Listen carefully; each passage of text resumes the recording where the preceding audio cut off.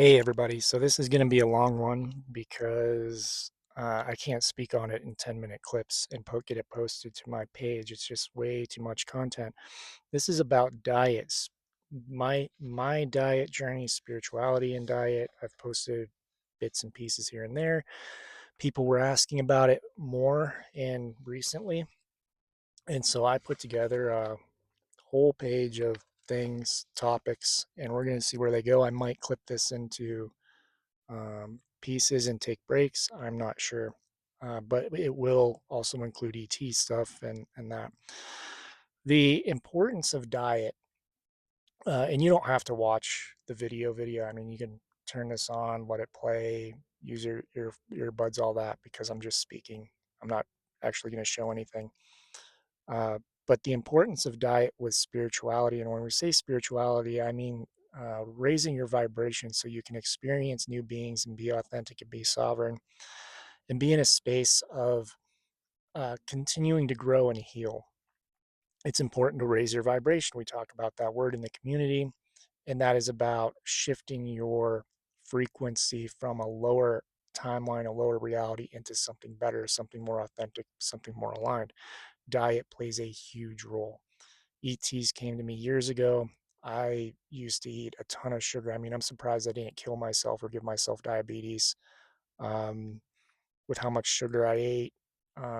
Soda, I would easily drink, a case of soda every 2 days, a 12 pack on my own, on top of eating candy, boxes of candy, chips, all kinds of junk. And I ate meat. Most of my diet was meat based, and just a lot of junk. And the ETs came to me and said, and I want to be clear, like there's a misconception. People are like, oh, you got to do this to be able to communicate. No, you don't. I was communicating with the ETs that I still call friends when I had a diet that was the worst thing that I know some of you have bad diets. Mine was far worse, trust me. I know people that had health issues, that had bad diets, that had health issues, that were had physical symptoms, who didn't exercise, who didn't do all this stuff.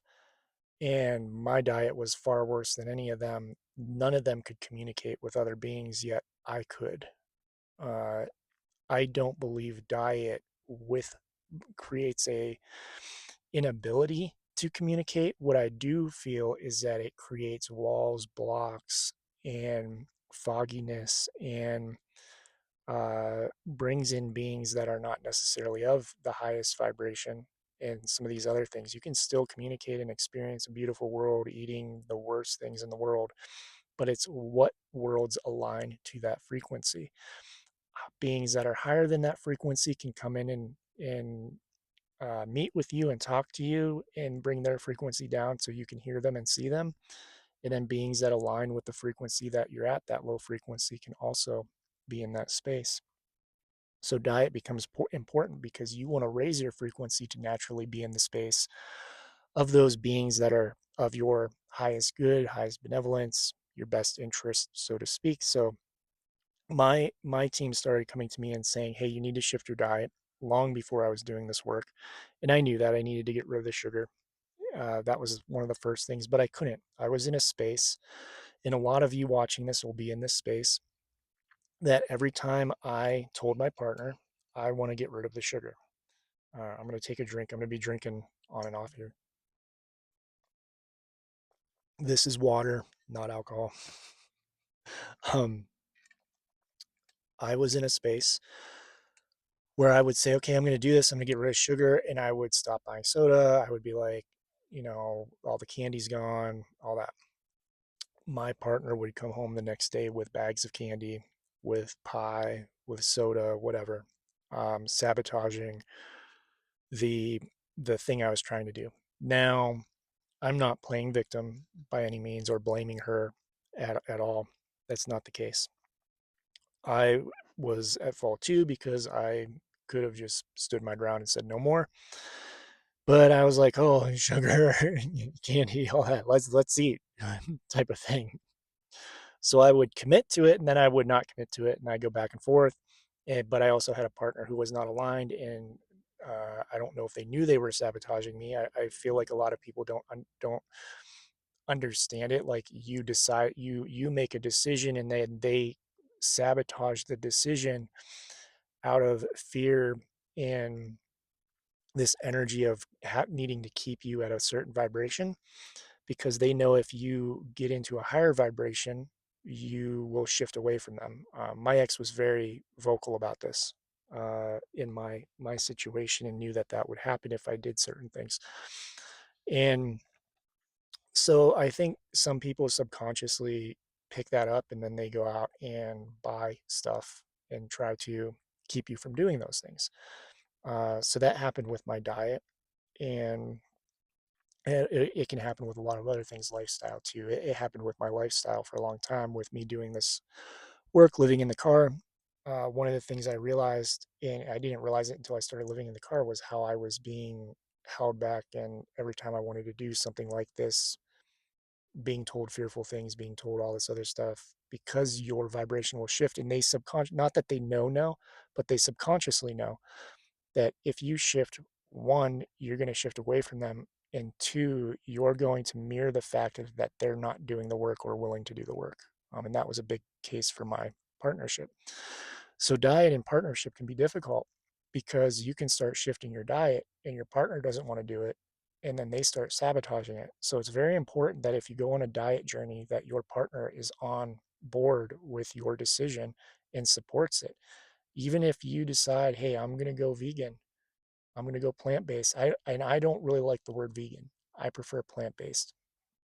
The word vegan has a lot of negative connotation to it, and it has uh, assumptions. That's the word I'm looking for. There are assumptions to that word as well. So you're going to go more plant-based, but your partner eats meat and doesn't want to go plant-based. Okay, well, if your partner is willing to support your decision to do this and be a true partner who's going to help you grow and do what you need to do to grow for yourself, then you just start making separate meals. But what people don't realize is a lot of times you can actually make the same meal and just leave out the meat, and just make a different protein for yourself. Um, there are ways to do that. Uh, so I went on this journey and I was doing that. And funny enough, my old partner was a vegan, and I couldn't get to that space. I couldn't get to the space of diet things because of the dynamic and the things that were going on. So I went through this journey and this back and forth of not eating as much meat, not doing this, not doing that, sugars. The thing I was able to do is I was able to, because she was vegan, I was able to cut out red meat. Um, and so I cut out red meat first, except for bacon. Be very clear, except for bacon. I would only eat beef, red meat when we went out to restaurants. It was like a treat. But I knew, I was like, something, I shouldn't be eating this. I shouldn't be eating the meat. I actually had I've never been, had food poisoning from my own food, from my own cooked food. I started getting food poisoning from other people's homes, and from restaurants when they were cooking meats. Um, and I realized that I got to stop eating meat. Just a side note, uh, one of the reason, and I'm not a doctor, this is not medical advice, this is not nutritional advice. Do this at your own risk. This is my experience. This is what I've learned on my journey. That's it for this video. If you make choices to change your diet, that's on you. Consult the proper physician before doing so. Um, this is just my journey and how it ties into my spirituality. And people ask me about it all the time. Again, I'm not a nutritionist. I'm not a doctor. I'm not a medical practitioner. Before you make any changes, go and um, uh, talk to somebody to make sure it's right for you. For me, in my experience, the things that get you sick are meat and dairy. Uh, when I got rid of meat, I realized that most of the contamination that you have with food and cooking is meat. It's blood. Meat is dead. Meat is dead food, literally dead food. Plants are living, plants are alive, seeds are alive. Uh, it's all living until you cook it. Meat is dead. And that's part of the problem. You're eating dead food. And so you get people get these sicknesses because they're eating dead food that is essentially, rotting and stuff, and they're not cleaning up properly afterwards. What I've realized is when you eat plant-based, you don't have to worry as much about cleaning up because it's living food, and it's so much easier camping in the car, doing things, and just being able to wipe things down with a napkin, not having to spray chemicals or things on it. I just use a vinegar solution when something is really bad and like greasy. But for the most part, also wood cutting boards, plastic cutting boards. This is something for those of you to know. And if you're not taking notes, um, you may want to take notes for things that resonate. I have a wood cutting board now. I don't use plastic cutting boards. One, they get microplastics into you. Two, plastic cutting boards hold all the junk. So if you're cutting meat, they hold stuff in the plastic, and they're not antibacterial. You have to clean them and make sure they're properly cleaned. Wood is a natural antibacterial that when you cut into it, the wood cleans itself pretty much. Starts to do that. I mean, you still have to clean it properly and all that, but it is far safer than using that plastic. Um, so I went on this journey, and I'm going to have a lot of side notes and things that come up, but I went on this journey and I had a guide come through. I believe it was ramen. If you read about my books, my ET books about ramen in Oman, I can't remember which one it is, but one of them had come to me because they're both dog humanoids, canine humanoids. One of them had come to me, literally stepped out of the portal, like yelled at my cat. There was a response from the cat. The cat was shocked, and then told me to stop eating bacon, that it was affecting me too much because I was eating a lot of bacon. And I mean, when I say my diet was bad, I would eat a pound of bacon by myself every 2 days, like in one sitting. I'm not talking over the course of 2 days. I'm talking cook the pound of bacon, eat it by yourself in one sitting every 2 days. um, and I was like, but it's so good, and it is still to this day. I smell bacon, and I'm like, it's the only meat that could draw me back. Um, most other meats started making me sick when I smelled them. I started feeling sick, and like if when my mom's cooking meat or anybody's cooking meat, it makes me feel sick to my stomach. Dairy makes me feel sick to my stomach now. There's this change that happens as you eat healthier, that the stuff that's bad for you starts to make you feel sick when you smell it because it's not good for you. So I ended up cutting out bacon, and then I left my partnership and uh, finally got on my own.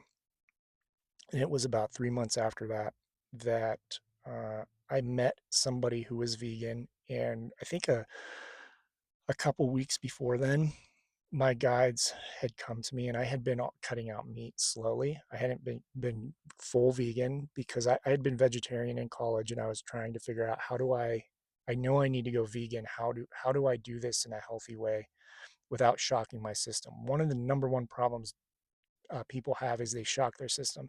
They go, I'm going to change my diet.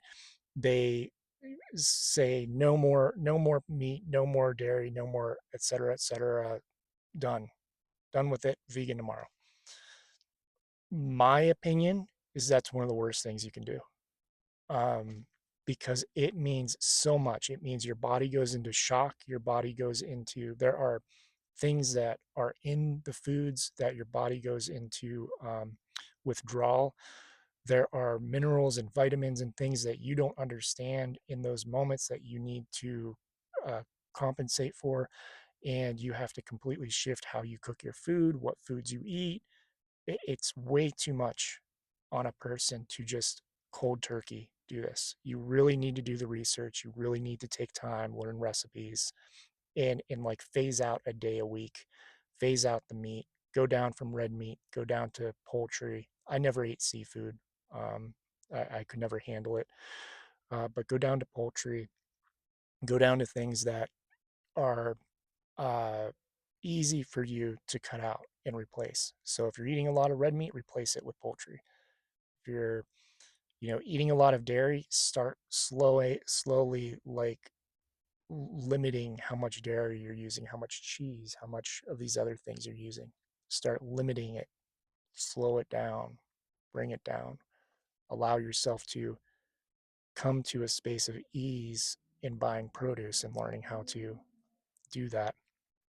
I also recommend reading up on uh, veganism, buying some books like there's one called Badass Vegan, which is a great book.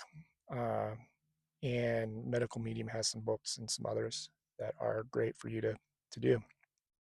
So I went vegan in November, maybe October of 2021. Yes, 2021. November of 2021. So it's been almost 4 years. Um, yeah, a little over 3 years probably.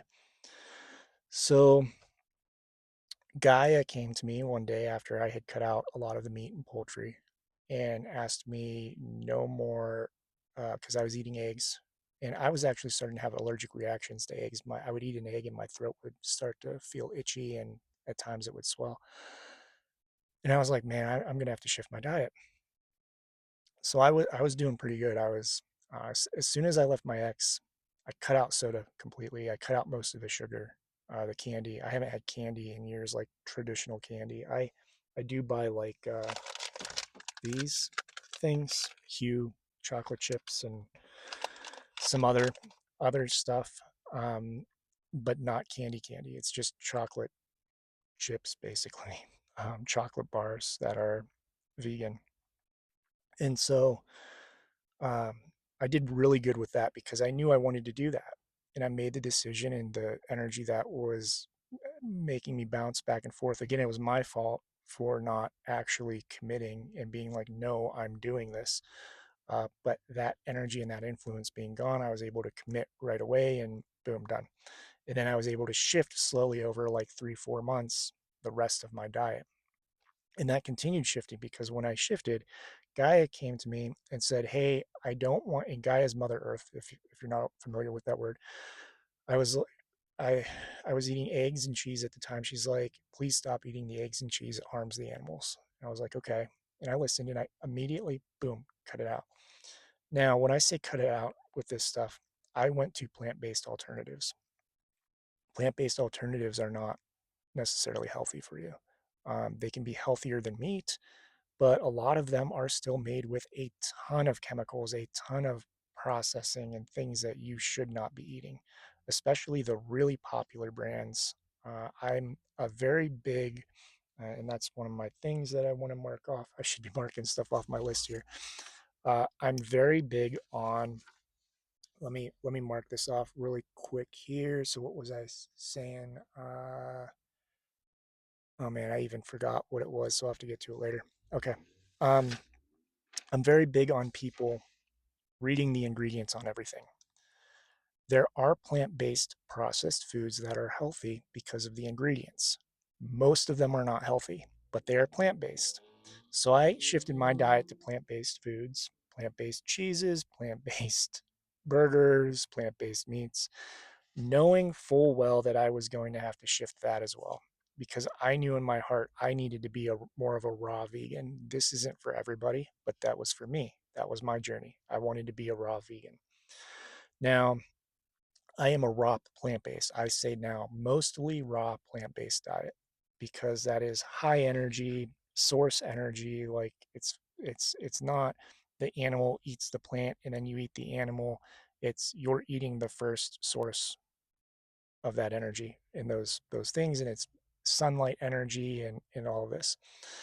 So I went to that, and then I uh, slowly started cutting that out and learning about how do I replace the proteins, how do I replace this, how do I make recipes and all that. Finally got to myself to a place where I was pretty much raw vegan. I would eat some pasta and I would eat some bread. but for the most part, I was raw vegan. Up for the most part, I was raw vegan up until I left the apartment, and so like 2 years, other than some pasta and bread, and I would cook like curries and stuff every once in a while. But I ate a lot of salads. I ate a lot of like I would make pasta and throw raw vegetables in. I would like cool the pasta down, throw raw vegetables in, make the rice, cool it down, raw stuff on top, and eating a lot of raw stuff. I did not run into any issues with my diet for the most part. Um, I do not experience the things that I hear people saying, like, "Oh, I went to a vegan diet and then I experienced all this badness." I feel like that most of it is related to not slowly transitioning your diet, because then you put your body into shock, you put your body through supplement issues, vitamin issues, you put your body through withdrawals, all this stuff, and then 3 months later they're like, it was a terrible experience and I couldn't do it. Well, it was a terrible experience because most of the people that I have heard, especially on like reels and stuff, talk about it, they literally cold turkey do it. You can't do that. um, I don't know if nutritionists teach this, but you can't, like in my experience, you cannot do that. You have to phase it out. So I finally phased it out, and then I had to do this reversal because I moved into my car. I left my apartment, I moved into my car, and I decided, you know what? I know how to eat without a cooler. I'm not going to have a cooler, and I didn't have a cooler for 3 months, um, 2, 3 months, or might have been longer than that. uh, April, May, June, 3 months at most. And I did well because you can eat without a cooler. A cooler is a thing of modern day. You don't need a cooler to eat most of the food, provided you get it fresh. Most produce will last many days without being stored in a cooler. The exception to that is greens, and this is where I ran into a problem. The exception to that is greens. When you're a plant based, especially raw plant based, you need a lot of greens. You need to eat greens. They do not last without a cooler, right? You have them out for one day and then they wilt and start going bad. So I had shifted my diet primarily to fruit, and I still do believe a fruit diet with a lot of greens and stuff is the way to go. Despite experiencing this, I shifted my diet to a lot of fruit and some salad, not salads. What else was I eating? Uh, Cucumber. Yeah, I was like making weird salads and stuff. Um, Actually having trouble remembering. There's been so much that's happened the last year. Um, but I always had like mandarin oranges on me, bananas, blueberries. I was making smoothies, um, different things, nuts. Oh, that was it. I was eating a lot of like nuts and dried foods, those types of things, and started having urinary infections and not knowing why, not understanding why. Couldn't figure it out. I thought it was because of the heat, because it would always happen when I went into the heat of Phoenix. And so I was traveling back and forth trying to figure out. I knew it was something with my diet in the end, and I just couldn't figure out. I'm like, what am I doing wrong? I've been fine. I was fine in the apartment. What am I doing wrong? I just knew I wasn't eating as much of a variety because I couldn't store it. Accessibility, right? And so I went into this space of going to Mount Shasta and just getting this really nasty kidney infection. And my friend Bailey was there and we worked on it. We did a lot of healing and found out it was a kidney infection through spirit. All of these things kind of aligned and people helped out and got me some things, and I was able to clear the kidney infection within a few days very easily through tea. But I mean, it was so bad people wanted me to go to the hospital and I refused. I refused because I was like, I no, it's not me. Not out of fear or anything, but basically because I knew exactly what they were going to do. They were just going to flush my system. That was it. Um, so I followed my intuition. We healed it and realized it was the acid. I was eating way too many oranges, way too many blueberries. peanuts are acidic. And then I started learning about the gastro or the um, what do they call it? The dietary tract. The I forget the wording for some reason. It's not coming to me, but your diet, your digestion, gastric acids and digestion, your digestive tract is supposed to be alkaline. We have an alkaline digestive tract, but most of the food we eat is acidic. Processed food is acidic. Soda is acidic. Meat is acidic. All of these things are acidic, so it throws the digestive tract out of alignment. And the things that are not acidic, guess what? They're plants. We are designed for eating plants. Our teeth are designed for eating plants. Our digestive tract is designed for eating plants, not meat. If it was designed for meat, we would have larger canines. We would have different facial structures for our mouths, and our digestive tract would not be alkaline. So we started getting this awareness that I needed to be on an alkaline diet, and I had to learn about that. So it was a journey of, okay, now I need to have a cooler. I need to eat more greens. I need to keep ice in it. And I actually started eating better and enjoying my food more because I wasn't just eating oranges and peanuts and these other things because of accessibility in my car. Even though I knew I could do it, I didn't realize you couldn't do it long term. It was like I was getting what I needed and in that. And so time moved on and I'm still doing fine. I've been doing that for a while. I started figuring out ways to eat more organic and all of this based on the accessibility I have. And I'm going to get into accessibility here in a minute, but based on that type of thing, and I'm doing really well with my diet.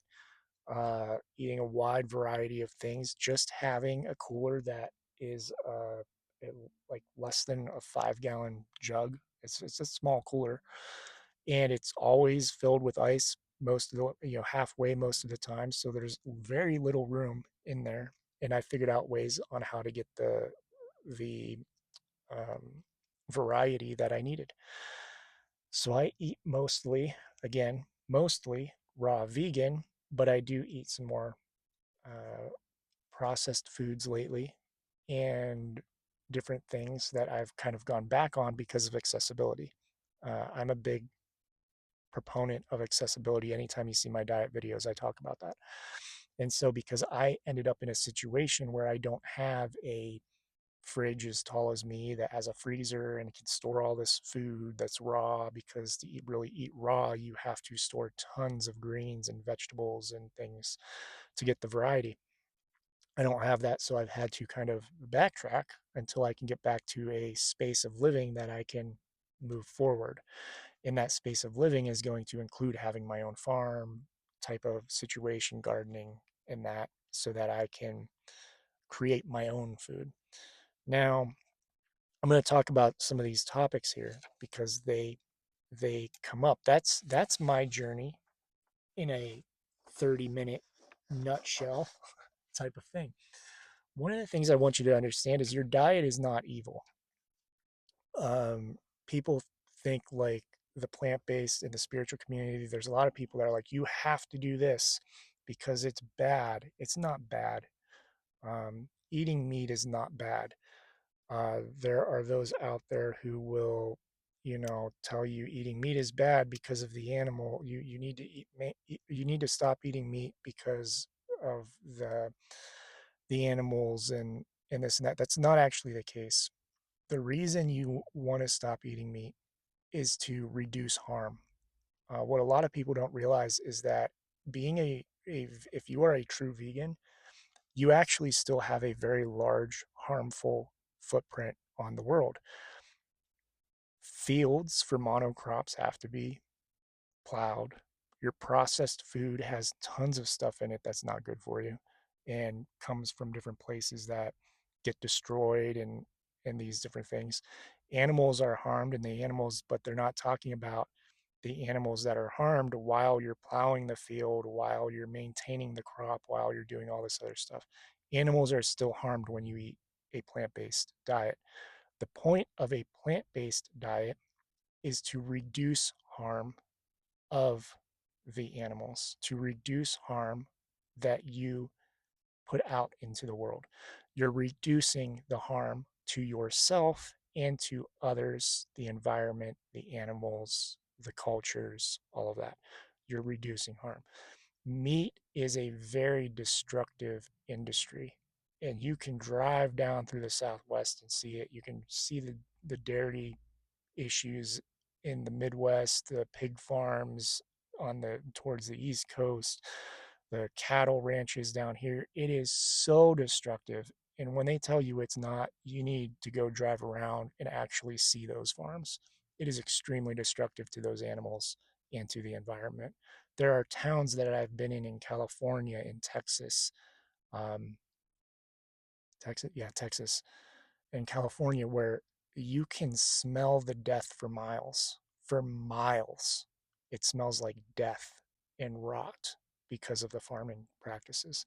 The whole point of plant based eating is to raise your vibration, to bring in sunlight, to bring in better food, healthier food for yourself, to increase your health, your longevity, your vibration, while reducing the harm to others.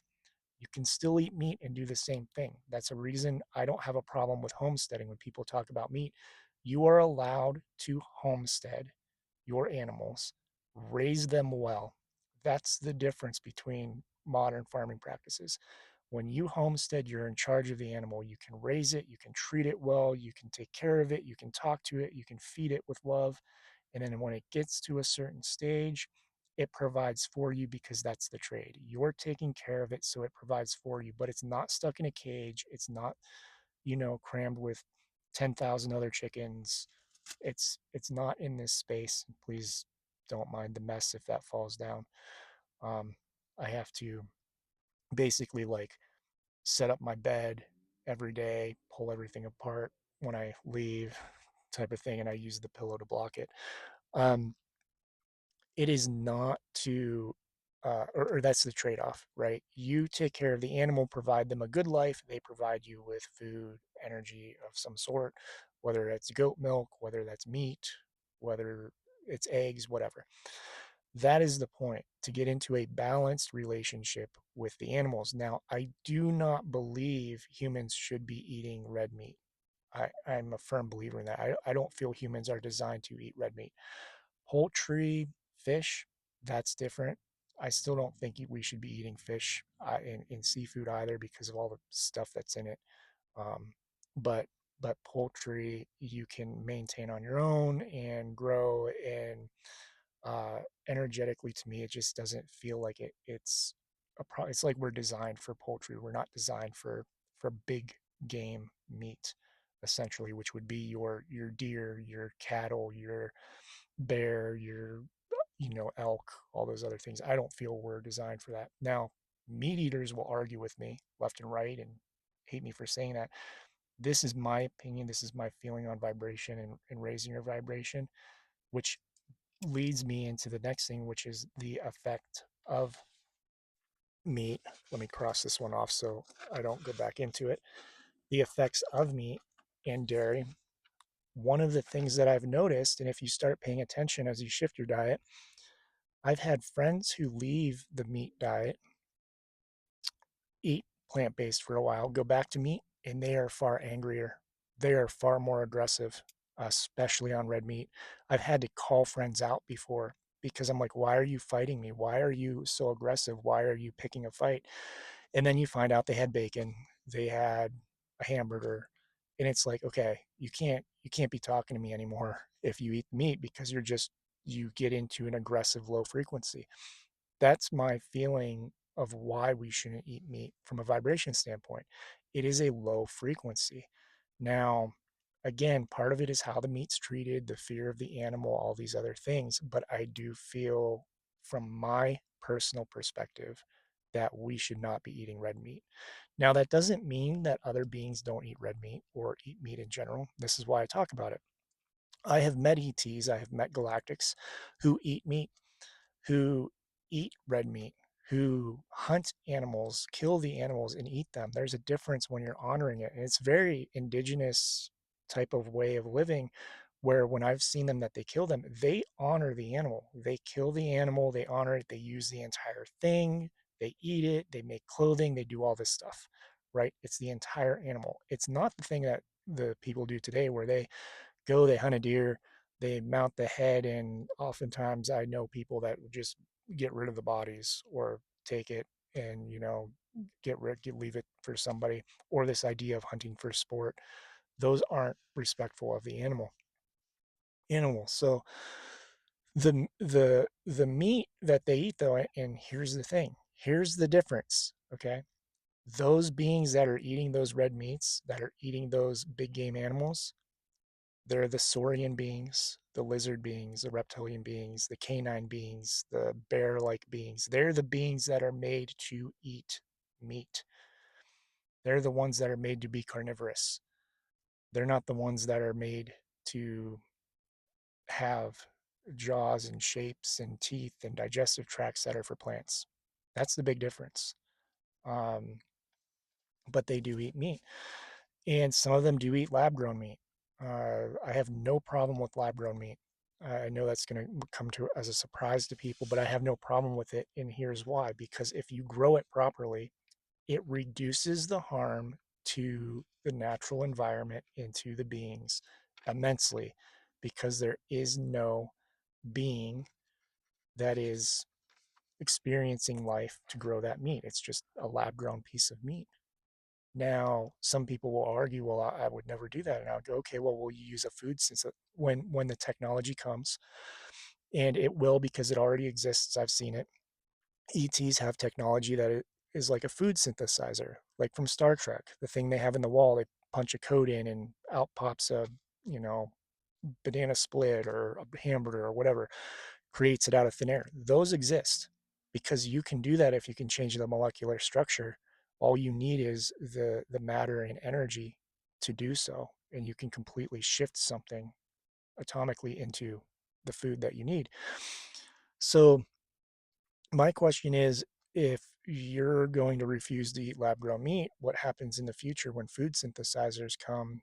Is it just because it's lab grown meat, or is it because it's uh, like because it's meat or because it's lab grown?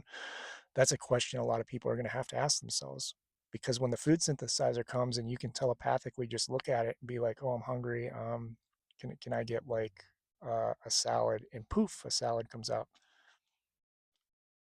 What's the difference between a salad that's molecularly the same and has energy infused in it? That's a key point. Has energy infused in it, my guys are saying, to make it just as powerful as the thing that you grew on the field. The difference being you didn't have to grow it on a field. You didn't have to grow the animal to create environmental issues. That's the only difference, because it just all comes down to like energetic structure. And so people will have to ask themselves that. Now in the future, I don't see everybody using that. That's more of like a, flying around on a ship type of thing. Most people are going to have gardens and homesteading types of lifestyles. So that was one of the things that came up. Another one was dairy. Dairy may I've run into people that dairy makes them angry. Dairy has chemicals in it. Dairy, I can't eat dairy to this day. Uh, Dairy bloats me, makes me sick, and it's not an intolerance. I used to eat tons of dairy. It's not an intolerance. I ate it all the way up until I went vegan, and then I let it get out of my system. I let my system reset so that I wasn't used to the stuff they put in dairy. And then what happened is a while back, my guides started, I had to start going to Panera, again, accessibility with food. I was going to Panera and some other places and needing to eat. And I'm like, oh, they put cheese in every, like, there's nothing here that's vegan. They're like, just get this, you'll be fine. We know it has, the bread might have some dairy in it. The salad has some feta cheese on it.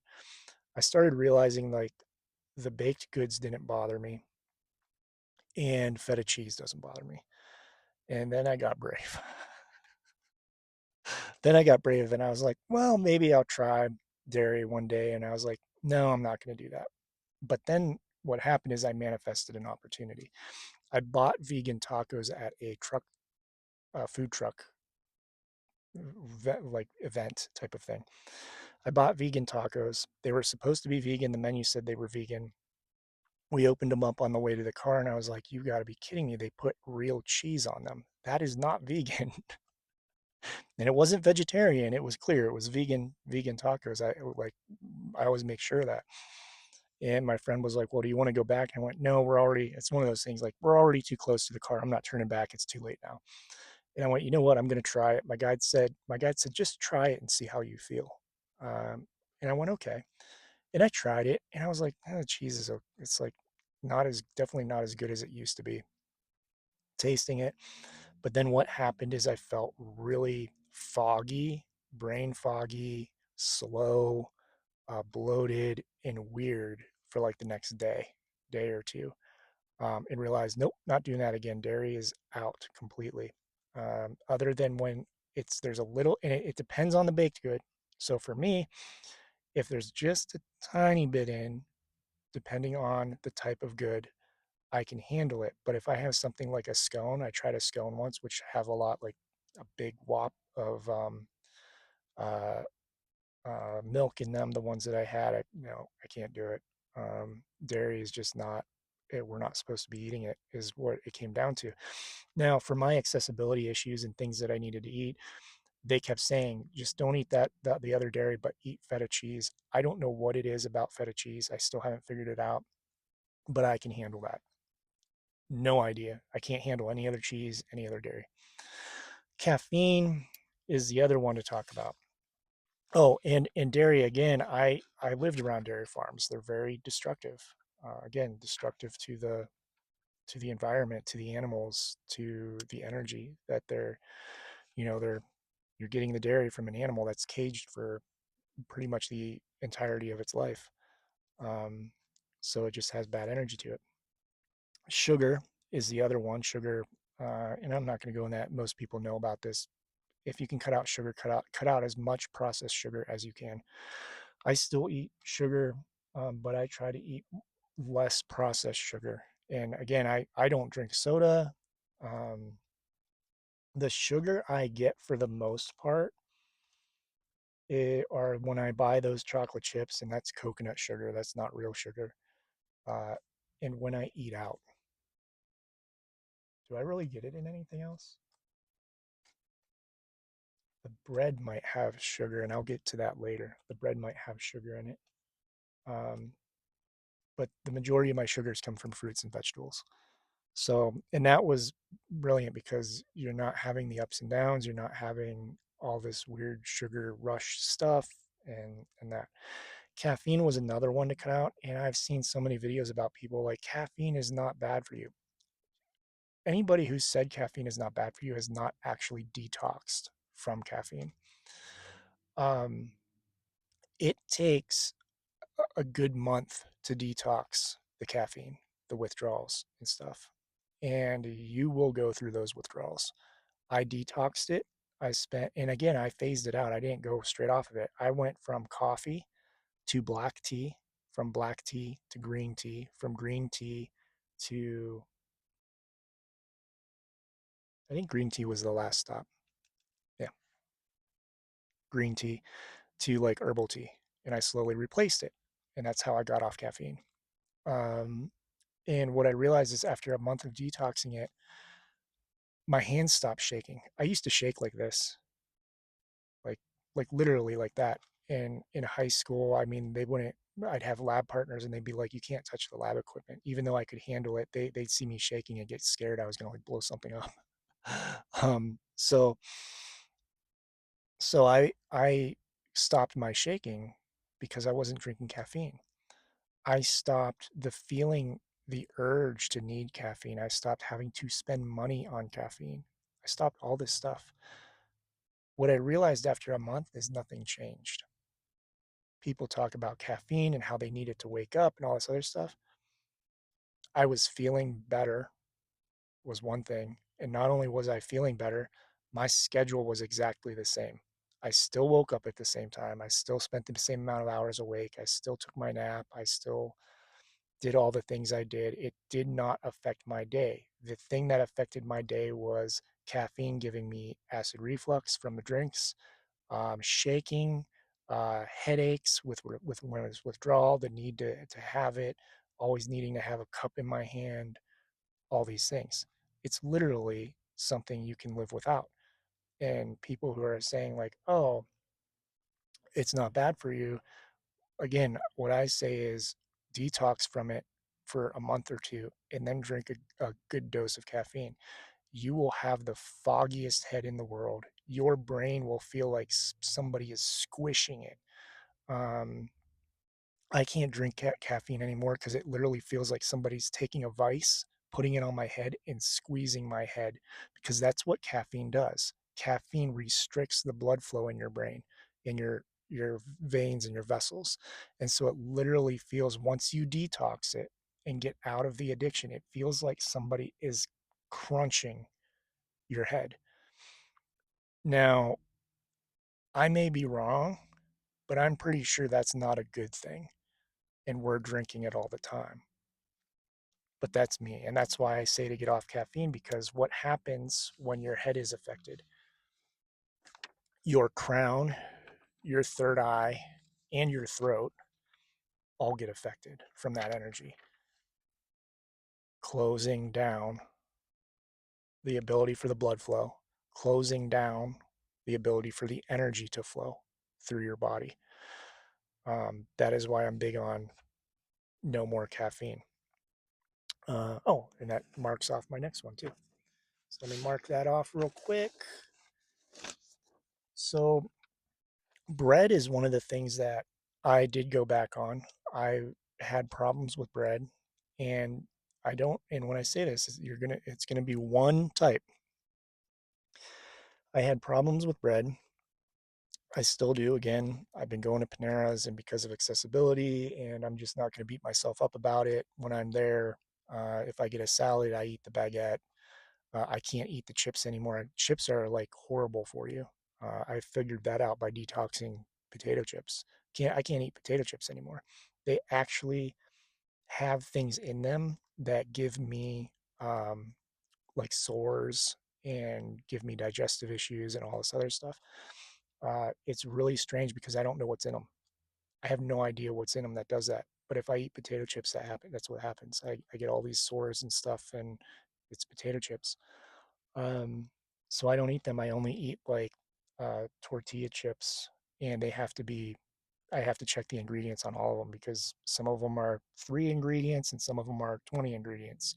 There's a big difference between corn, salt, and oil, and corn, salt, oil, and all kinds of junk. Um, so I do eat tortilla chips, but the bread happened where I was having acid reflux and couldn't figure out what it was from, and started realizing it was from the bread. And it wasn't just I was eating, and at the time I was eating healthy bread. I was eating organic bread. It wasn't just the processed bread, it was the organic breads.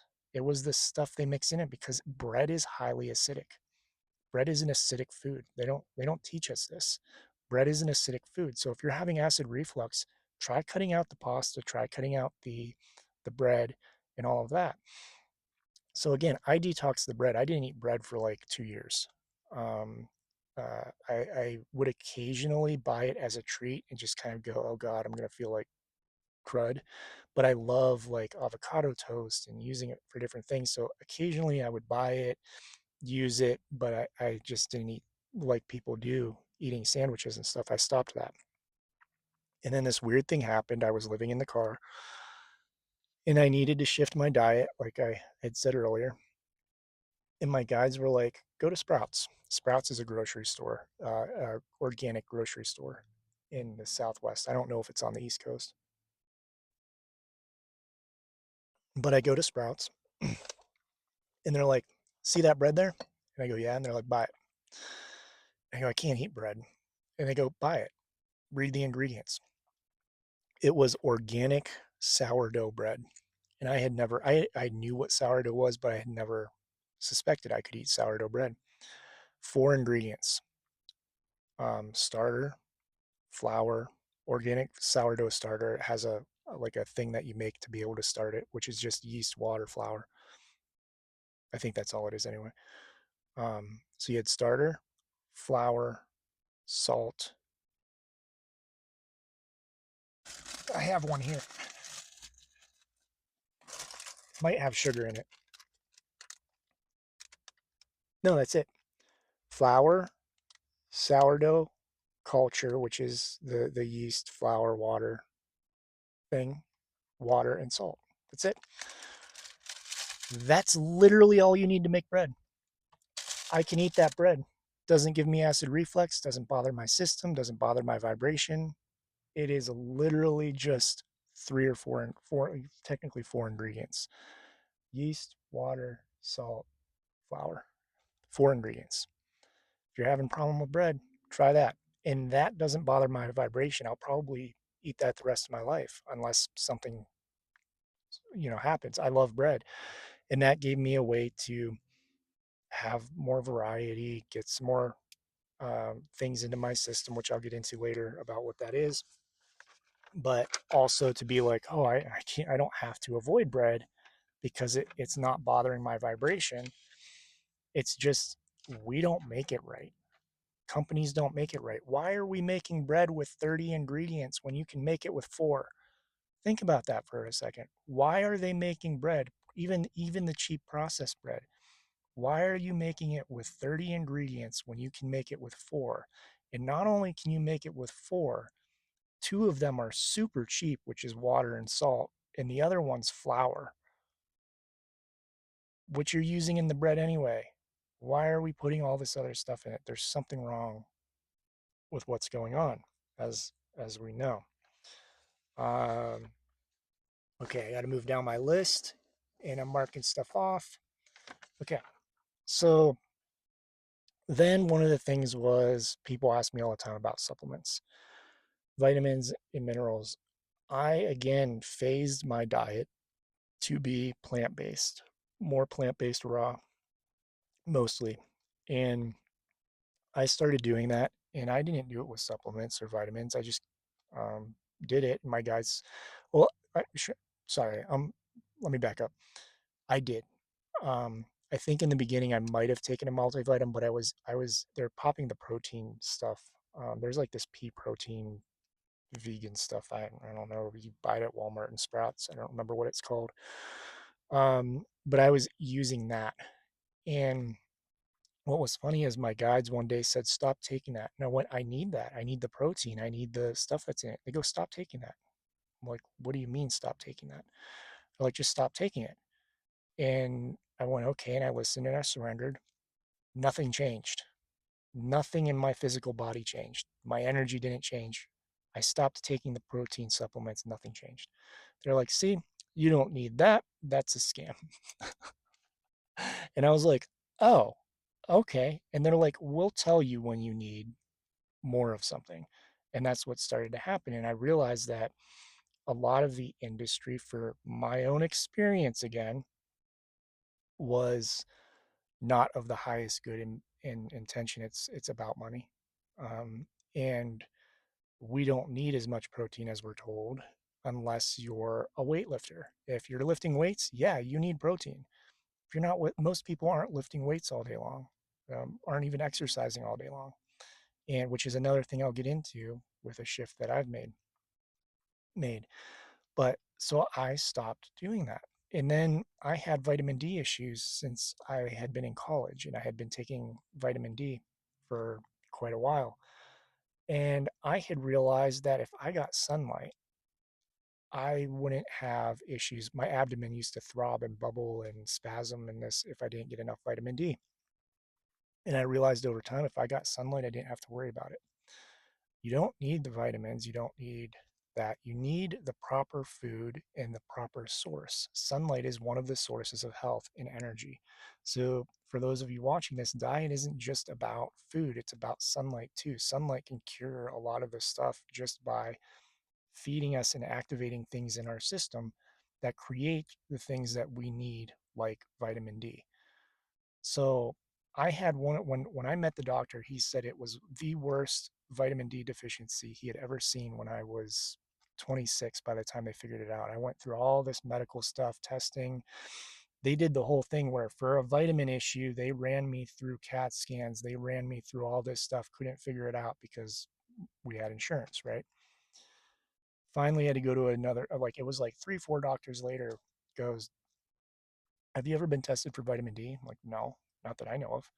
He goes, we're just going to test you for vitamin D. I think you have a deficiency. And he came back and he's like, it's one of the worst I've ever seen.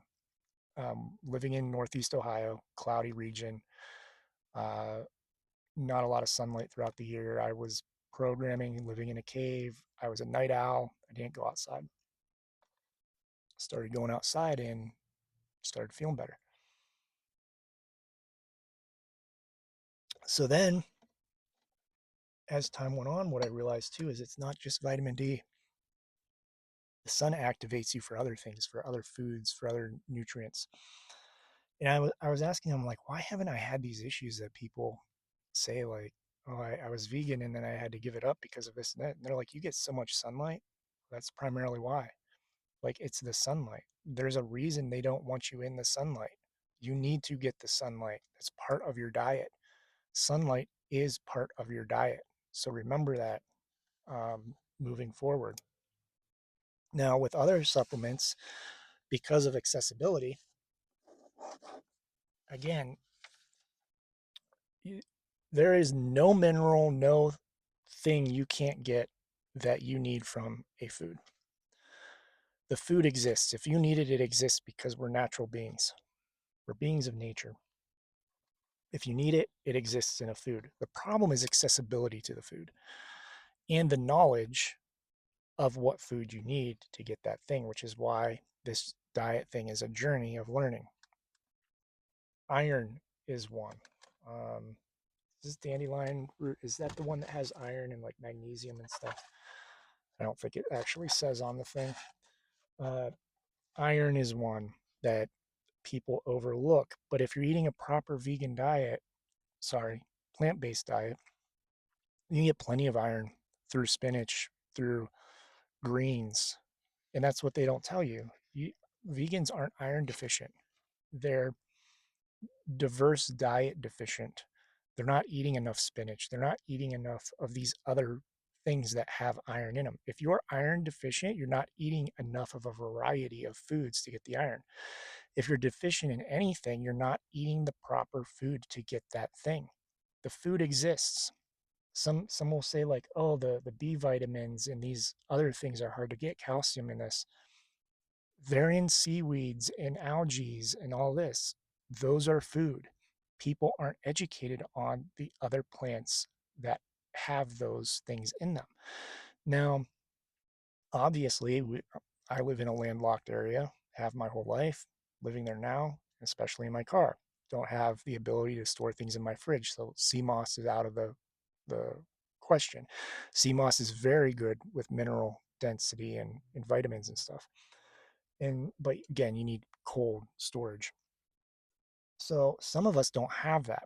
Some people don't have the money to spend on all these things, all these different foods varieties because they're expensive. You might be able to find them at the store, but a jar of sea moss, this is a tip, a jar of sea moss at the store is like $30 for a 16-ounce jar. But if you go to the supplement aisle and find the dried sea moss, you can get that for like $11, $15 maybe. Dried sea moss before it's turned into a gel. You turn it into the gel yourself and then use it. Far cheaper, far less expensive. They don't teach you that. They don't teach you can actually go get the sea moss and make it yourself. But again, I'm in a space where I can't store that stuff. Um, there are other things. So like the B vitamins, the things that you need in a plant-based diet, there are other ways to get them. So like right now I'm using nutritional yeast. I hate nutritional yeast. I've never used it until this point in time. I like tried it before, but it has a lot of the vitamins and stuff in it. So I use that as a supplement until I can get to a space that I can eat the actual foods because we really should be eating the actual food that contains what we need. And so I'm using that right now, and I shifted my my body, I was like, what else you need? It's like calcium, because I don't have this space right now in this moment that I'm recording to store all the greens, to store all the stuff that I need to have the calcium that you need to intake.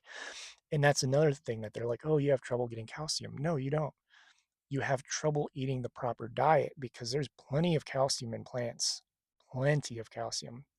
That book that I mentioned earlier, Badass Vegan, I think it's called, uh, is a great one that talks about this. There's plenty. It's you're not eating the right plants and the right amount of plants. So that's a big one. Now I knew like algae kept coming up, and I'm like, okay. So I went to the store, and I'm like, I'm not getting a vitamin. I do not believe in man-made supplements. It has to be whole food. If you're going to take a supplement, trust me when I say use whole food supplements. Here's why.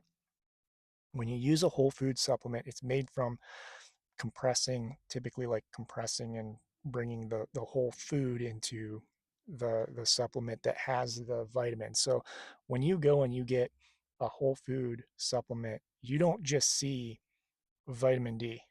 You see vitamin D and a bunch of other stuff, because they took the foods that had the vitamin D and put it into a little capsule.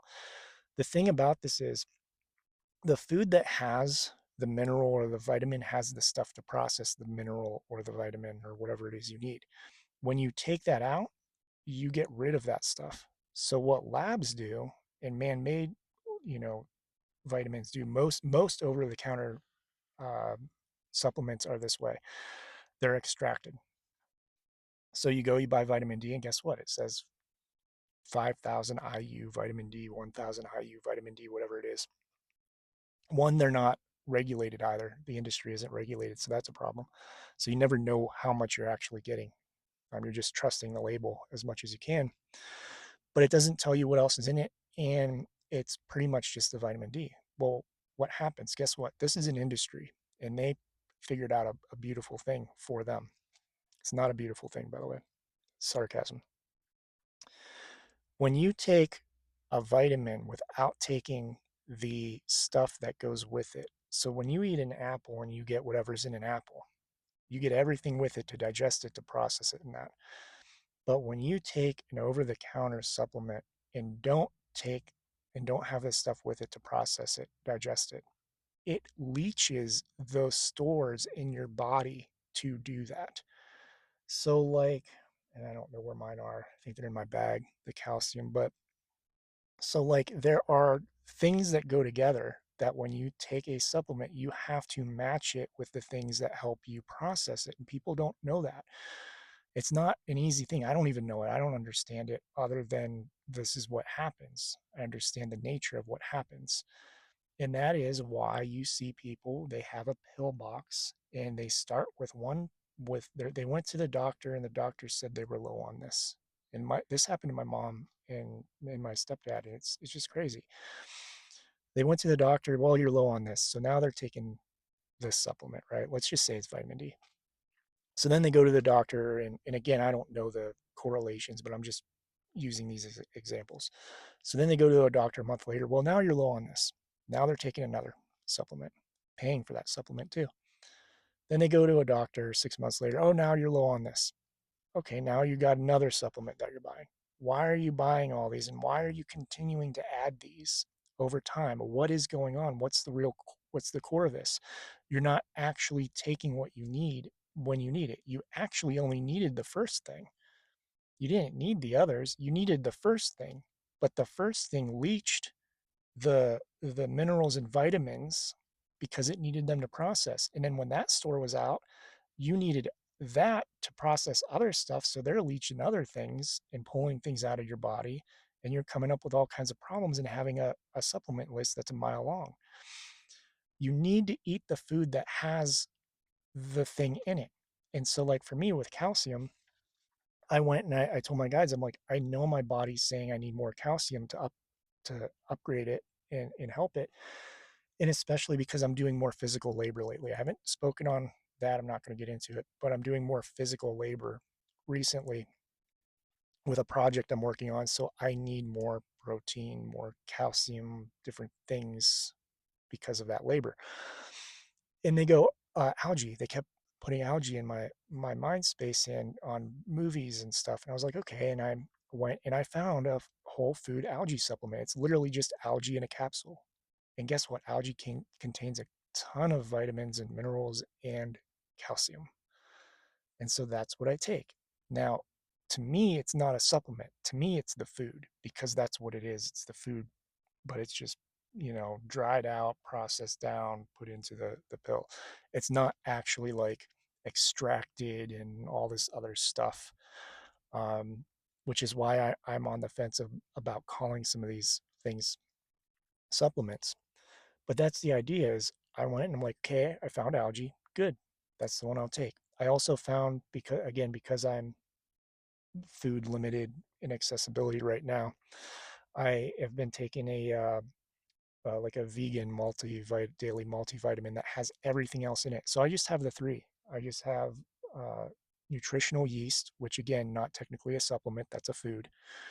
um, the multivitamin made out of whole foods. There's not like it's not like lab pulled stuff. It tells you right on it, organic carrot, organic this, organic that, all condensed down to contain all these things. And obviously the percentages aren't necessarily accurate. It's an estimation based on what they've put in it. And then the calcium one, which is algae. It's literally just algae. So when people ask me about that stuff, I say like, make sure you're eating the whole food stuff because otherwise, what happens? I had a very great kinesiologist who's like he was a nutritionist, chiropractor, kinesiologist, which meant that he worked with your muscles, your bones, your nutrition, whole body, whole physical body, and some energy to figure out what you needed. And he explained it perfectly. He's like, if you start taking an over the counter vitamin, it's going to leach and you're going to be taking more and you're going to be taking more and you're going to be taking more and you're going to have no idea why you're stacking all this stuff.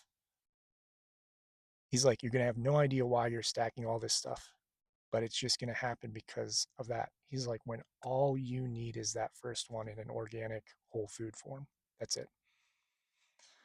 And so the other thing is, I do feel too that when people go on this journey, they don't understand the supplements well enough, and that's why they have issues. I mean, I've heard some horror stories about people going plant-based or vegan and then leaving it, 1 month, 2 months later, a year later because of all this terrible health stuff.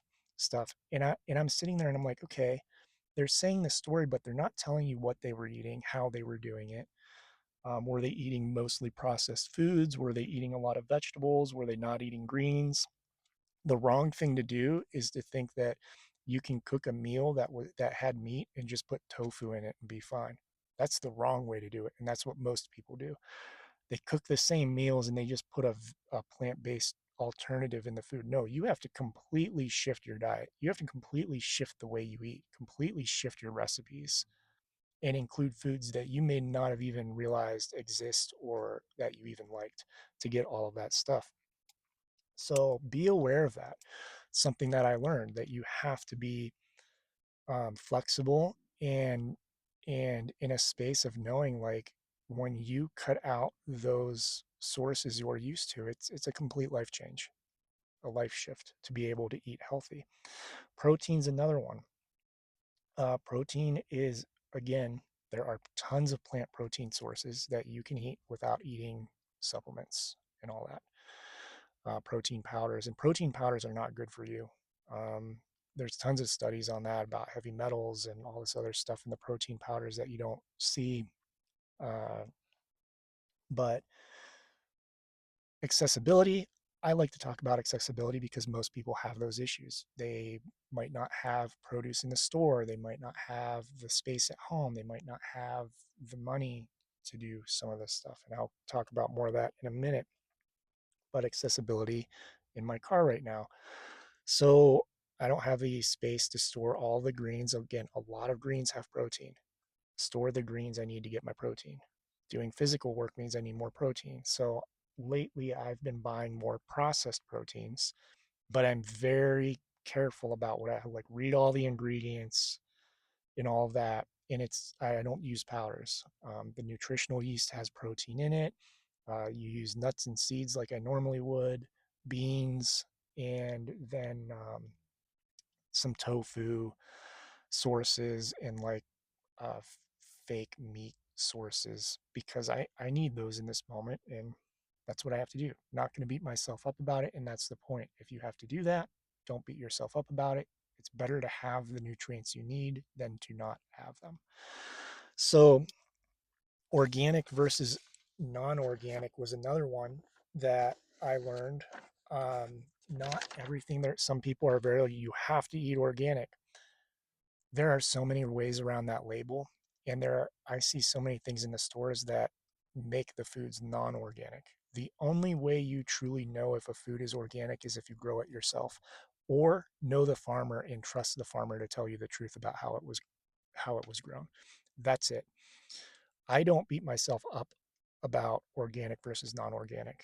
Um, my guides have not really shared an opinion on it. They've just been like, "Don't worry about it." The point is to eat and not be afraid of eating. So many people get into a space of being afraid to eat inorganic, non-organic food. You need your vitamins and nutrition. That is the most important thing. That is something that everybody needs to understand. And we need to stop vilifying the non organic food because a lot of people don't have access to organic food. I came from a country town that had farms, but had no produce in their grocery store. Literally had a grocery store the size of a produce section the size of three of my cars. We grew the produce. We grew produce in our community, but it would get shipped out. And then, of course, Walmart came in 20 years ago and destroyed the communities. And I would drive 45 minutes to an hour when I was living there 2 years ago. I would drive 45 minutes to an hour to go to a store in the city, in the highly populated residential area, no nature type of thing, to get produce that was healthy, that was fresh, because it's all shipped into the cities, into the rich areas of the cities. It's an overlooked thing. People don't understand that about food deserts. Look into food deserts if you're not aware of them. Um, some people don't have the accessibility to that stuff. And so, as a community, we have to come together and understand we can't vilify food. We have to understand the needs of the individual and the situation they're in, and how can they eat better? Or what can we do to bring them healthier food?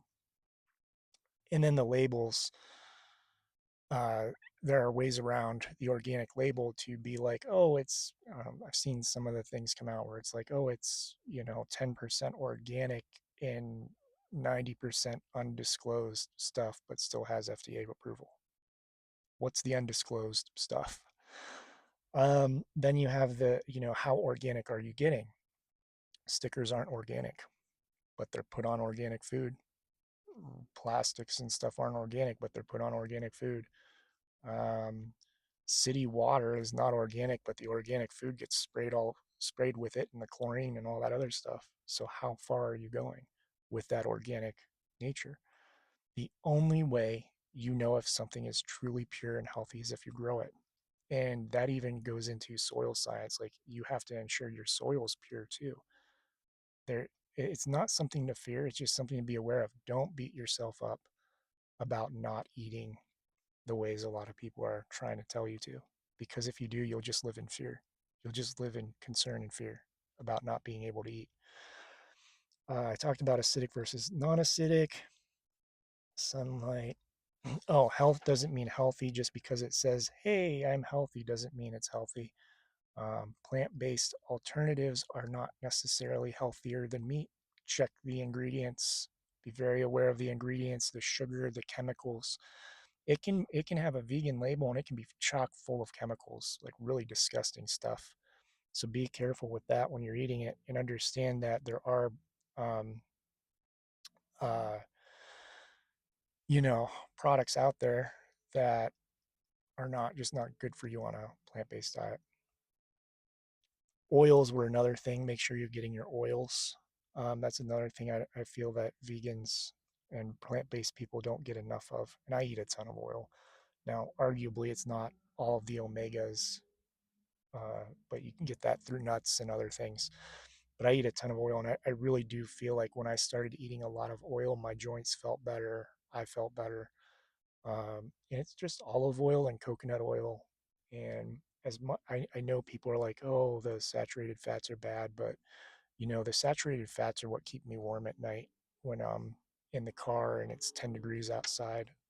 It's meat is, if I remember right, meat is like the bad fats are on meat, and bacon and the stuff that they tell you, hey, don't eat this. But really, those are the fats that, from my personal opinion and perspective, have helped me stay warm. How often do you hear vegans and plant-based people have trouble staying warm? It's because they're not getting fats. And it's not just that they're not getting fats, they're not getting the good and the quote bad fats. Um, so make sure you're eating your fats and balancing that. Uh, with diet, the other thing, all of our bodies are different. Some of you are going to be plant based. Some of you are going to be like me and be able to shift to more of a raw diet. Some of you are going to be able to eat just fish and plants. Some of you are going to need chicken and turkey in this. Some of you might stay full carnivore because that's what you need. Follow what your intuition and your guidance is for your body. People have different biological systems, different internal ecosystems. And if you're not eating what's meant for you, that can also throw things off. Um, I think in India, they have like words and classifications for different body types. Like some people need cold food, some people need hot food, some people need meat in this. And there's some things out there about that. But that's another thing I've noticed, that people are just different. Just because I eat this way doesn't mean you have to. But what I've noticed is my vibration, my clarity, my ease with beings and frequency has risen far, far, far, far higher in doing the things that I'm talking about. Metals and toxins, need to get rid of them. Need to detox them when you can. Learn about metals and toxins. Try to stay away from anything in aluminum foil. Aluminum is not good for your brain and your system. And then again, check the ingredients. What does it have in it? How is it made? I didn't know this about protein powders, but I learned it the other day. They've been studying protein powders and the levels of heavy metals, and they're like, there's a lot of heavy metals because of where they grow them, where they grow the ingredients. They don't have to list those on the thing because they're within safe limits. But heavy metals, when you're compounding them and eating all this processed food and eating only out of aluminum containers and eating microwaved things and wrapping stuff in aluminum and all this, that's not good for your system. Um, let Start getting rid of the aluminum, the aluminum use.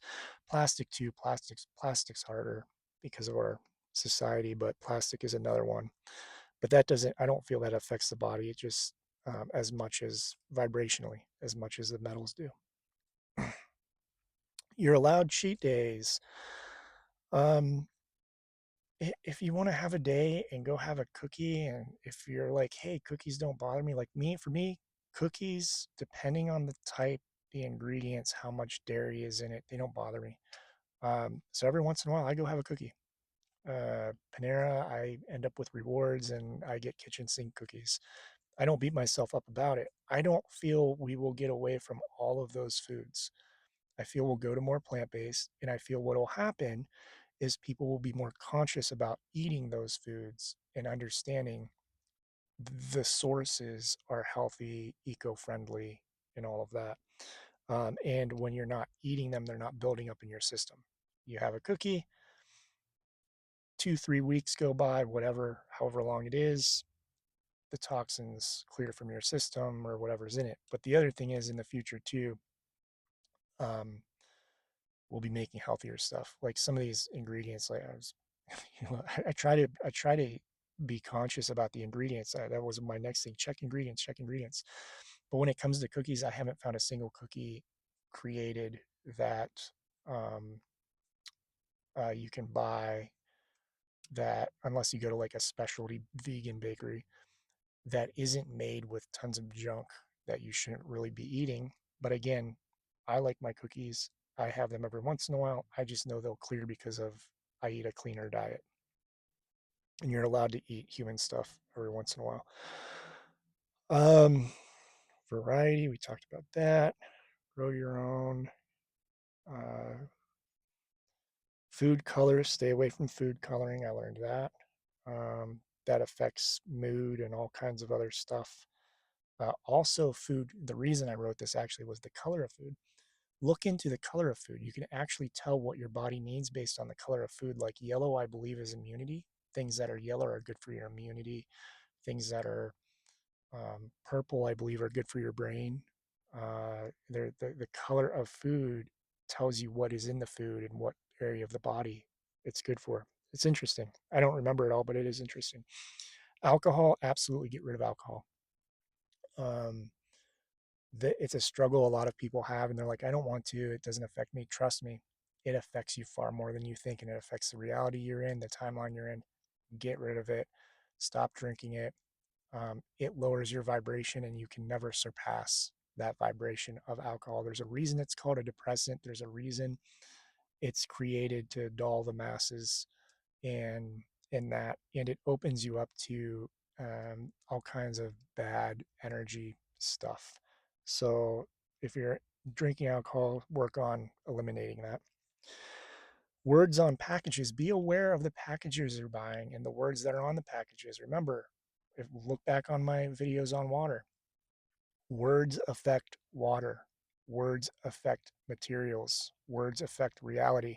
If you're buying things that say evil, if you're buying things that say dead, if you're buying things that say angry, if you're buying things that say these things, be aware of the words that are on the packages. Cannot stress that enough, especially if it's liquid. Especially if it's liquid. It's programming, right? The brand name might be funny, might be comical, might be a joke, but it's still the word programming the thing that's in it.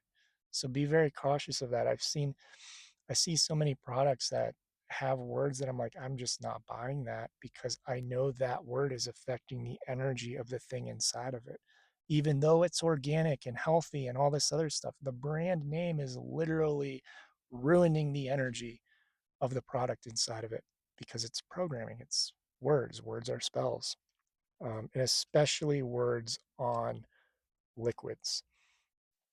Side note, stay away from energy drinks. You shouldn't be drinking anything other than water, tea, herbal teas, and juices. Um, yeah, water, herbal teas, and juices. And then if you choose the dairy route, milk, that's fresh. But other than that, I don't think there's anything really I can think of that should be consumed. And water should be obtained through your food. You should be eating enough fresh produce to obtain water through your food. You're not supposed to drink. They're like drink X amount of water per day. You're not supposed to. That's if you're eating a poor diet. That's if you're eating all this salt and chips and candy and meat and fast food and all this. Yeah, then you're gonna have to drink tons of water. I don't often drink tons of water.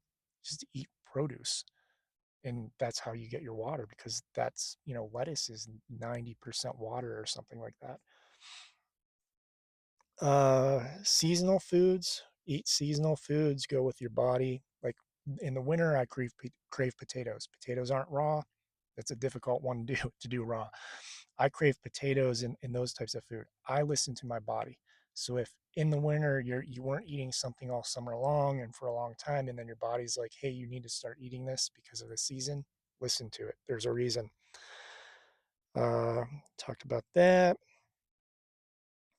Yeah. Overeating, one of the things is learn about your food and understand overeating food. A lot of plant-based people eat kale. I don't have a problem with eating kale. I don't have a problem with eating it in a salad or those different things. What I want to bring the awareness of is some plants do have defense mechanisms that are not good for your body, and people overeat them. And then one of the reasons, again, back to people having terrible experiences being a plant-based uh, eater, is they're eating things like kale. People go all out on kale chips, kale salads. They put kale in their salad. They cook with kale, all this. You're overeating it and getting all that junk, the stuff. There's like crystals in kale in that. And there are other foods that have stuff like that. If you overeat it and don't understand what you're eating, it can lead to things that are not good for your experience. So this is why you need to learn about the foods. And I'm not going to go and teach people about the foods. It's not my journey, but get a book, get a good vegan book. Again, that the one I recommended earlier was Badass Vegan. Get a good vegan book. Get an alkaline book too. You can read some medical medium stuff. There are some other alkaline books I've read, and I kind of figure out what I need to do on my own. But get something so you can help learn and understand what you're actually doing. This is your health. And you need to understand that you can't just go in the store and be like, because people say eat kale, just eat kale on your salads. No, you should be eating kale, spinach, collard greens, turnip greens, romaine lettuce, leaf lettuce, all the baby lettuce. You should be eating a variety of all of that. People are like, broccoli's bad. Broccoli isn't bad. Broccoli is actually really good for you, but you need to eat a variety of stuff. You need to eat a variety of all these different things. You can't just eat one and expect and be like, oh, well, I can get this from this food, so I'm just going to eat that. Don't do that. Eat a variety of foods that have that vitamin, mineral, or whatever you need to get those things. Otherwise, you will have reactions. I was doing that. I was eating things and I was just eating tons of fruit, highly acidic foods, and didn't realize that I was damaging my system. And then I ended up with a severe kidney infection, and that can be dangerous. And I learned my lesson. I need to eat more of a variety and not just focus on these things because they have them in them. Um, Healing, you can heal through eating. If you have again, that's what I did with myself too. Healed my kidney infection through eating. I didn't use medicine. I used tea. You could technically say tea is herbs are medicine, but not traditional, types of things. And so if you have allergies, I healed my allergies with eating. I stopped eating soda, sugar, and all this other junk. My allergies went away. I had severe allergies since I was a kid. My allergies went away. I haven't been sick in years. The times that I have been sick, like the kidney infection, and there was one time before that, I did it to myself, and I know exactly what I did. But it wasn't because of going out in public and picking up something. It was because I did something to myself. One time I wasn't eating, I was in the cold weather and I just wasn't eating because I was being lazy and not wanting to cook. So then I was losing nutrition and energy and all this stuff. And then the kidney infection thing was the other time. Over 3 years, I was sick twice of my own doing. I did it to myself. That's what happened. Before that, I was sick every time the weather changed. So when the weather changed from spring to summer, from summer to fall, from fall to winter, I'd usually get sick. And I had severe allergies, very bad allergies. Heal yourself through eating. All starts with your food. Understand access, understand restaurants aren't accessible to healthy people. Being a plant-based person and trying to find a restaurant is a very difficult thing. You're going to want to learn how to prepare for that. And also, don't beat yourself up if in the beginning you're going to restaurants and then you're plant-based at home, but you're eating meat at the restaurant. That's fine. Do what you need to do to phase things out. And then slowly learn which restaurants adhere to the way you want to eat. Ethnic restaurants usually have vegan or vegetarian options. Fast food restaurants are you're going to be carrying food with you on trips and travel. Um, there are some places, funny enough, after this video, I'm going to go get me some French fries.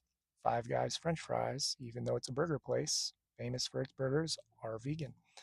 They are fried in fryers that do not have cross contamination and vegan. Now you could get fries at other restaurants. There's a good website, Veggly, Veggl, or Veggel, Veggl, yeah, that I use, and I look up, hey, is this restaurant vegan? And most of the time it'll be like, well, your options like a house salad would get rid of the meat or whatever they put on it. And then they'll be like, well, you can get the fries, but they cook all of their fried meats in the fryer. So what is acceptable to you? And so you'll have to start learning that what is acceptable to you, figuring that out and learning which restaurants you're willing to go to and which ones you're not. Um, uh, you know, Five Guys, I was surprised when I found out their fries were vegan. And so I go get their fries, and that's like my guilty pleasure treat right now and satisfies my winter potato craving. Um, Water is another thing with diet. Drinking filtered water when you can. Don't beat yourself up about the water if you have to drink city water and all that. But if you can, get a filter, get a Brita or one of those things that go on your faucet to filter the water and remove all the stuff. It's important that it's pure, that when you're drinking it, if you can't do it right now, just be aware of it. Water is important to be filtered and purified. And then products by spiritual people was the other one. I think that was the last one in my, yeah, my voice is running out. So products by spiritual people. Be very aware of anyone selling you a food or a supplement claiming it does something and being not just in the commercial community, but the spiritual community. So many people I see that start promoting supplements and different products to do certain things that and have claims to them that you can easily eat a food. I can't tell you how many times I see stuff and I'm like, I I understand what's happening. It's commercialism of spirituality. People don't understand, so they fall victim essentially to um, these people thinking they need this thing. And I've had people to like, hey, you should try this or you should promote. It's like, no, I won't promote any of it. I don't believe in any of it, and especially from spiritual people who are using it to make uh, money from others versus telling them how to do it themselves. Uh, it's one thing to sell CMOS because you can tell people it's CMOS. You can go get CMOS or you can buy it from me. It's another thing to sell a product, put a name on it, make a claim, say it's a spiritual product, say it's healthy, say it does this, and then sell it to people and not actually tell them how to do it themselves. You can get, and I'm going to end with this. When you shift your diet, you can get everything you need from nature. Nature is designed for us. You can get everything you need from nature. You can eat the food to get the thing you need. You just have to find out which food it is. That is the tricky part. Figuring out which food it is, how much of it you need, and having the accessibility to actually obtain it. Excuse me, throat's drying out. Having the accessibility to obtain it. If somebody comes along and tells you you need a product for XYZ, ask yourself, do you need that product or do you need the food? Or is it just a marketing scam stunt that's going on? Don't get trapped in that stuff, especially with the waters and stuff. It's like all these all these waters and things that claim to do things I don't agree with. You can drink water. You can now energizing your water, I believe in, electrifying your water. There, or I forget what they call it, but there's like electrifying your water. But I don't agree with people actually buying that from one source. Food is a, this is actually what I want to end with. Food, nutrition, health are a human right. We have no right to gatekeep food, nutrition, and health. They are a human right. And anybody gatekeeping keeping that information, selling a product and not actually telling you, well, you can buy it from me, and that's fine to support people and do that because that's how they want to make their living and help people. But they will tell you, the true people who are spiritual will tell you, here is the product, here is what it's made of. You can make it yourself or you can buy it from me. and this is why it helps you, but also understand what it does and if the claim is legitimate. So I love you all. That's my journey. That's all of the tips I could think of and things. Oh, the last one I have to talk about. Shoot. They just popped this in my head. I didn't even see it. They popped it in. Shop the sales. If you're having trouble with accessibility, shop sales. I rarely buy anything full price that's organic. Um, I go into Sprouts, I go into these places. I just know that there's going to be manager specials or sales, and I get it on sale. So I don't plan. I live in more in the moment, right? We're supposed to live in the moment. Don't plan your recipes. Go into the store, have recipes in mind, have things you know how to make in mind, right? Go into the store and see, like for me, it's like, oh, the salads are on sale today, two for $1 or two for $2.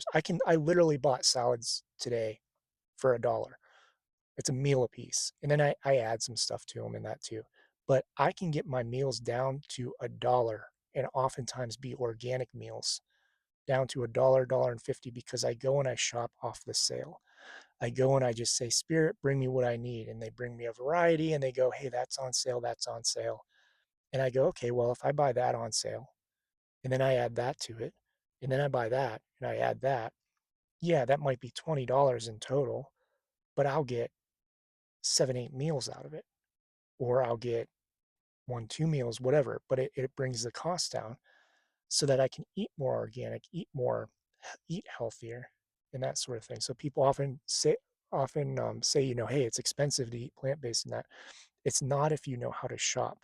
It's also more expensive to have health issues and to eat meat. When you start adding the cost of meat up and start eating plant based, you realize you're spending more on the meat if you are buying good meat and not like cheap Walmart stuff that's not real meat in a lot of cases. Um, that you can actually eat pretty cheap. And again, I go places and it's astonishing because I just believe in it. I know it, and I go into these places and I go, okay, what are we doing today? And like today, I didn't think I was. It's not there. There are days of the week your store will release more sales than less. So figure that out. Go to your local stores, figure out when they put their sales out. And I was like, today's not the day for manager specials. And I walked in and I needed a salad. I was like, I'm just gonna go buy 2 full price bagged salads. And I walked over and they had two for $2, which is $1 a salad. Now they were maple bacon salads, but I'm not eating the bacon. Everything else I can eat. The almonds, the other stuff was all vegan, other than I have to check the sauce again. That might not be good. But the vegetables and stuff in it, I can eat that. I can eat the almonds. For $1, perfect, right? And then just add some stuff onto it. Makes it super cheap. Again, shop the sales. Build your recipe on the sales. If you find something super cheap, um, I don't know, say it's potatoes, say it's cucumbers, whatever it is, shop that stuff.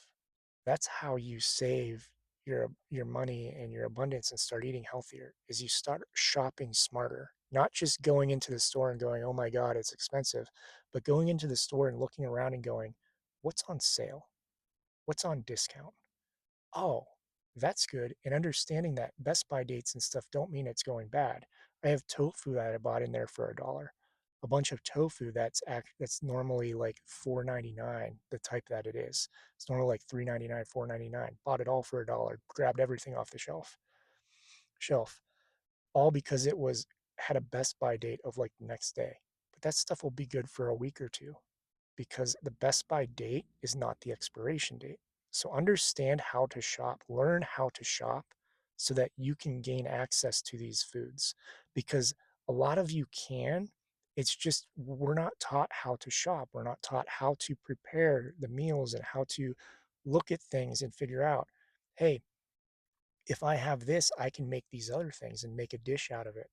It's a learning process. The journey is a learning process. I hope you learned something from that. If you liked this video, please consider supporting me with spirit art, a donation, a review, anything, a comment. I have a lot of love and gratitude for everybody who participates, even just through watching and supporting the videos with likes and stuff. If you have any questions, let me know. Again, I am not a doctor. I am not a medical practitioner. Anything you do is at your own risk. Follow your guidance from the people you trust, and and understand that diet is a journey. It helps you clear your mind and get into a higher spiritual plane of existence, but it is a journey. It is a learning process, and it is not something to beat yourself up about. Don't beat yourself up about it. It's perfectly okay to be where you are and to shift slowly if you need to. Let me know if you have any questions. Much love and gratitude. Bye.